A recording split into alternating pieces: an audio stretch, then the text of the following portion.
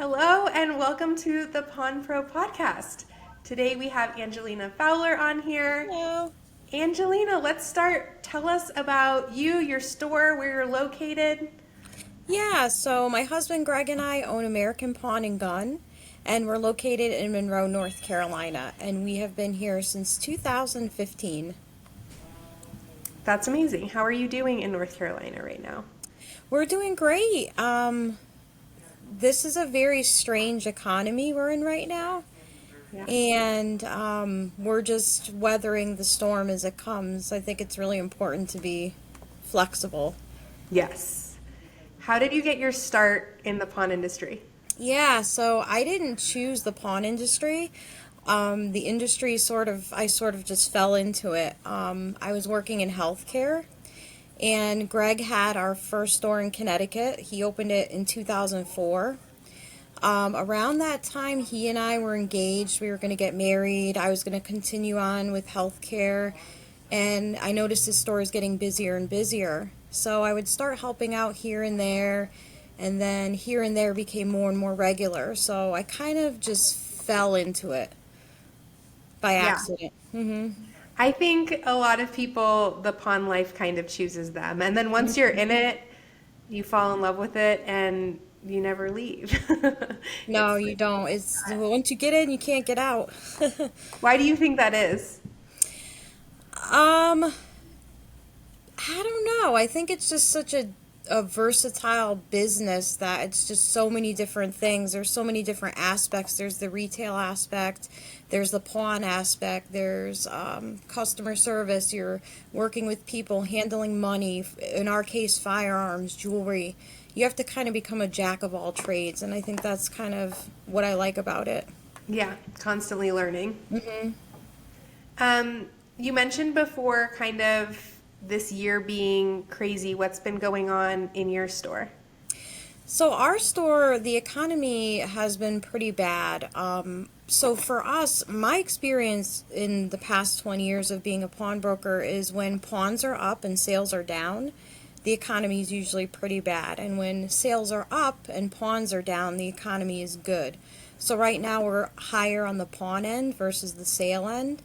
Um, and I'm actually very thankful for that, as I think a lot of pawnbrokers are, because you have that pawn aspect of the business to carry you when the retail part sort of slows down.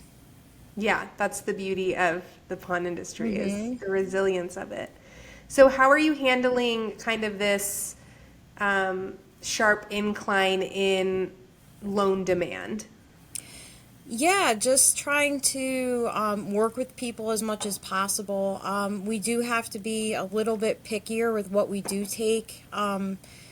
It's sometimes it's hard to say no to people. I noticed the amount that people want to borrow has also increased. I'm not sure if it's like that for others in the industry. And just trying to, like I said, work with people and get them to where they need to be to help them out with their bills or whatever they need, and just trying to, grow that part of the business. And do you see a lot of returning customers, or is the increase in loan demand a result of brand new customers coming in that have maybe never gotten a loan from your store before? Brand new. Okay. And when Brand you new. and when you say you need to be pickier, what does that look like at the loan counter? At the loan counter, it means telling people no about items that I previously would have said yes to. Just being pickier with like what types of electronics we take, what types of tools we take. Just using our discretion closer than I think we were in the past. Whereas we would just tell people yes on things that weren't worth a lot of money. Whereas now we're looking for more higher end stuff.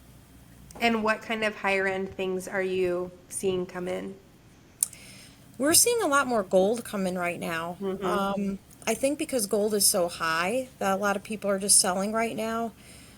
We've been taking in a lot of firearms, a lot of firearms. We're taking in high-end tools, taking in high-end like lawn equipment, higher-end electronics, and TVs are something that we don't take at all anymore, which is strange because when I first started in the industry, this is back in 2004, we still had tube TVs. So Totally. So, Yeah. yeah, so just trying to be picky and just tell people, if you have something better, we'll accept that, but this thing here we can't take. And people have been pretty good about it. Yeah, TVs are funny. I, grew up in pawn shops, and at my dad's store, it was always like the big wall full of like a gazillion TVs. Now, when I go into stores, there's no TVs. TVs are so cheap to buy new now. I don't know how people that take them in are figuring that out, because it's I don't just, know. That's a yeah, good example. That's a good example of staying relevant in the field. You have to constantly evolve and constantly change because um, you know, again, when we first started, not only tube TVs, but we were also on paper, which I'm sure you may have seen that. We didn't have computers. That was a big step for us just to become computerized. We were yeah. kind of pushed into that. And just trying to stay relevant is really, really important as a pawnbroker. It's very easy in this job, in this field, to get stale, to get stagnant, and you don't want that to happen. You want to Hmm. make sure that you're staying relevant and staying up on things and technology and, Yeah, just whatever's popular. totally. What are some things that you're doing today to stay relevant? Is it like research? Is it conventions? Is it the internet? Like, what kind Yeah, of tools so do you use? yep. So we are. As you know, I'm a big Bravo fan, but we love that we can text our customers. That's a big one for us. That's not something I never would have thought of. Just texting people alone, and the mobile app is amazing. That helps us to stay above our competition. Whereas customers come in, there's 5 pawn shops in our town. You can take your item and go anywhere. So what sets us apart? I think a big thing that sets us apart is the mobile app. Honestly, it really does.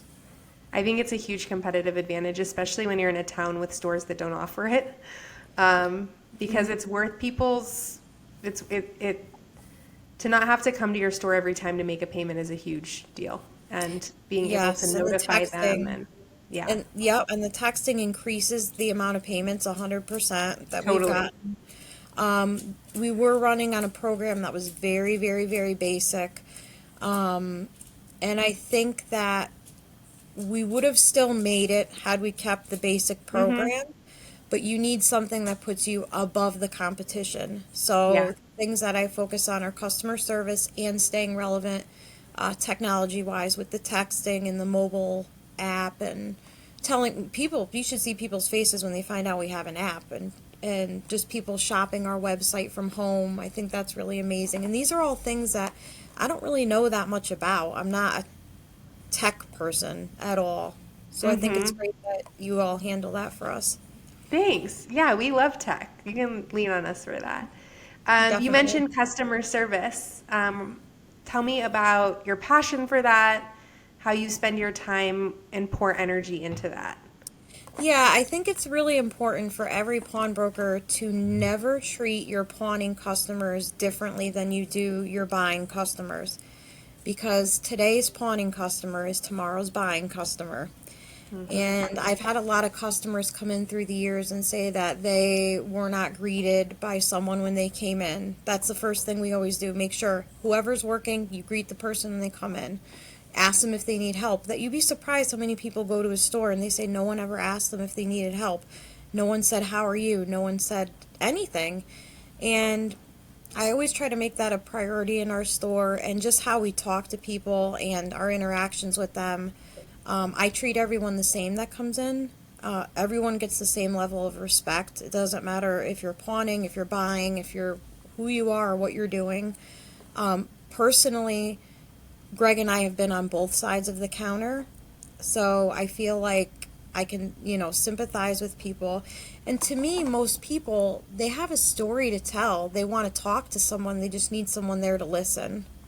Totally. So I try to give people that space when they come in to talk and just build relationships with them, which goes above and beyond just, what do you have? And I'll give you money for it. Right. I think that really extends your lifetime value with every customer too, building that relationship. And Hmm. that is what probably moves the needle as far as transitioning a pawn customer into a buying customer. Yeah, because you never know what someone's situation is. I would say 99% of our customers come back.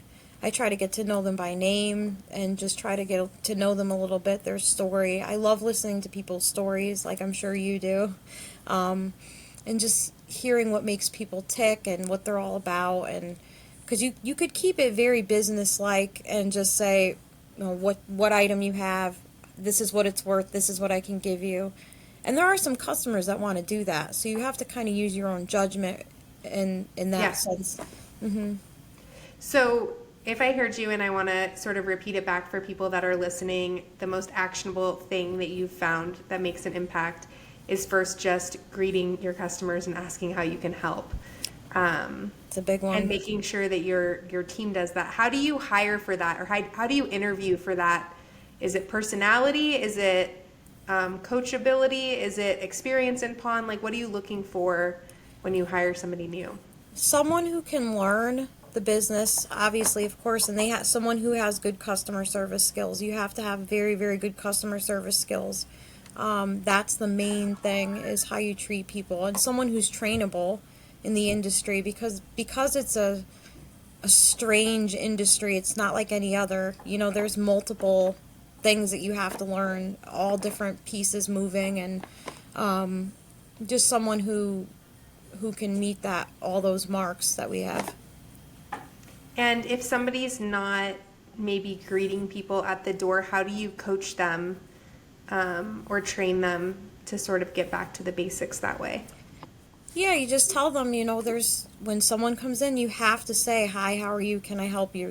Just like we are in the South, so I find that people do expect that, level of customer service. And if you get greeted when you go to Chick-fil-A, you get greeted when you go wherever you go, just tell them, when someone comes in, you have to say, how are you and can I help you? Those are the first two things, because if you don't, people will just leave and they'll feel like they weren't helped at all. Yeah. I think Chick-fil-A is a good example of customer service and just operational excellence and innovating and using technology. And Oh, yeah. we look at their mobile app a lot. We look at the Starbucks mobile app a lot because I think that those are just high levels of inspiration when it comes to servicing a customer and making things really simple and usable. And we're always looking for inspiration of companies that do things exceptionally. And it's funny that you threw out Chick-fil-A, because they're one of those companies that does what they do exceptionally. They sure do. There's nothing like a Chick-fil-A drive-through. Seriously. And if you haven't experienced that, it's like a I well-oiled highly machine. recommend going. It is a well-oiled machine, and you feel like you're not like just part of that long car line. Like, they do a good job of personalizing it and making you feel like you're not just another person in line. And it's a fast food restaurant, which is, Yep, and that's when customer service skills can go out the window, is when you're busy.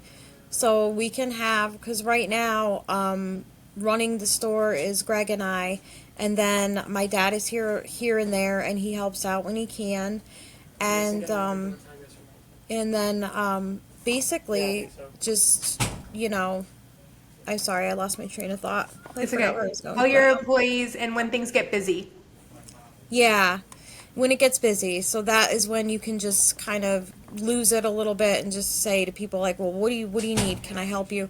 You have to provide that same level of service. If there's one person in the store, if there's 50 people in the store, there's a balance between moving the line along. You don't want to sit there and talk to somebody for 30 minutes when you have a whole line of people. So you have to kind of keep things moving, but just being upbeat and positive, I think, helps a lot as well. Totally. How would you describe your leadership style in your store?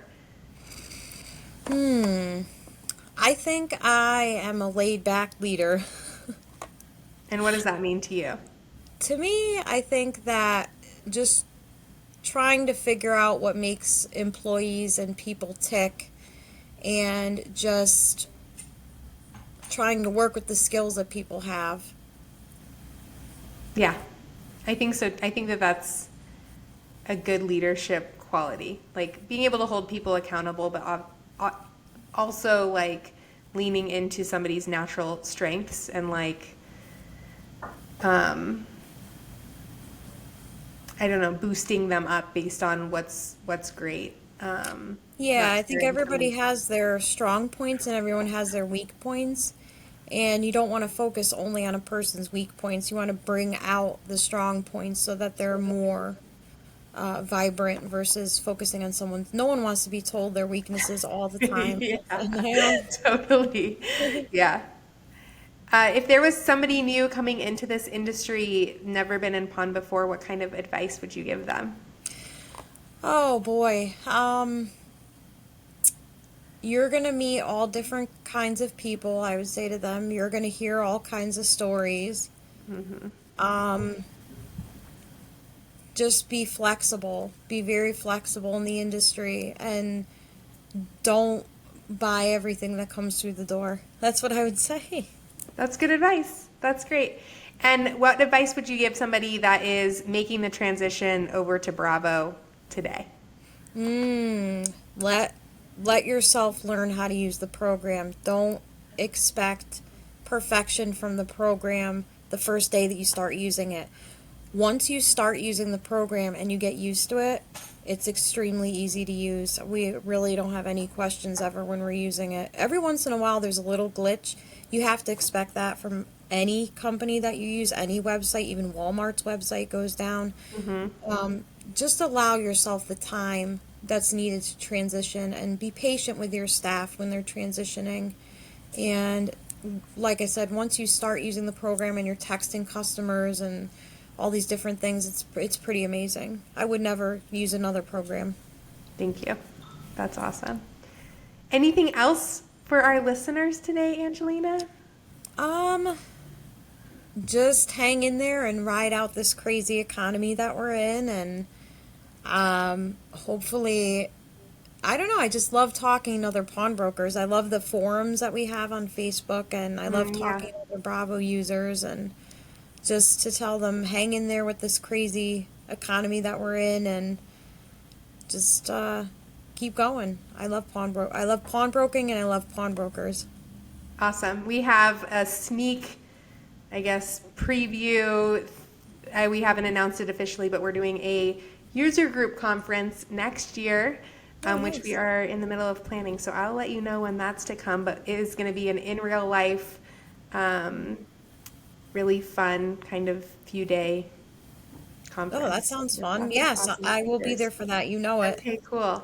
All right. Well, thank you so much, Angelina. Have an awesome day. Thank you. You too. All right. Bye. Bye.